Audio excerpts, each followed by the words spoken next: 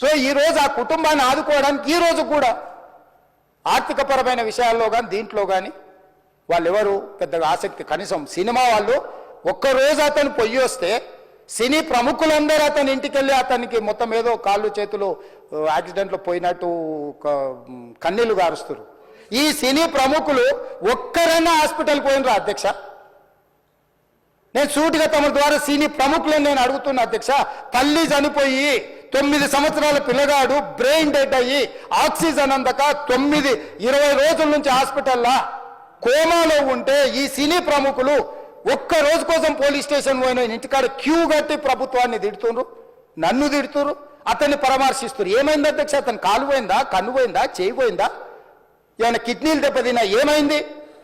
అతన్ని ఇంతమంది సినీ ప్రముఖులు పరామర్శించరు, కలిసిండ్రు, అభినందించరు. కానీ ఆ పిల్లగాన్ని కనీసం అన్న పరామర్శించడానికి సినీ ప్రముఖులు ముందుకు రాలేదంటే సినిమా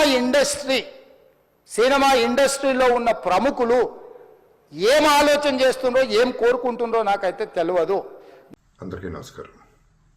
ఒక క్లారిటీ కోసం ఈ ట్వీట్ పెడుతున్నాను.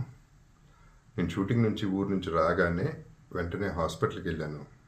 అల్లు అర్జున్ ఈ ఇన్సిడెంట్లో, అన్ఫార్చునేట్ ఇన్సిడెంట్లో, ఈ యాక్సిడెంట్లో ఎఫెక్ట్ అయిన ఫ్యామిలీని చూడటానికి, ఫాదర్ని, ఆ బాబు సిస్టర్ని పలకరించాలని అనిపించింది, చూడాలనిపించింది. హ్యుమానిటేరియన్ గ్రౌండ్స్ మీద వెళ్ళాను. పాజిటివ్గా ఉంది. He might recover, there's a very good chances, let's hope for the best అని, with all the people's blessing and gods and goddesses అని చెప్పేసి భరోసా ఇచ్చి వచ్చాను. I wanted to go and అందరికంటే ఎక్కువ ఎఫెక్ట్ అయింది ఆ ఫ్యామిలీ కాబట్టి ఆ ఫ్యామిలీకి సపోర్ట్ ఇద్దాం అనే మై ఎక్స్టెంట్ సపోర్ట్.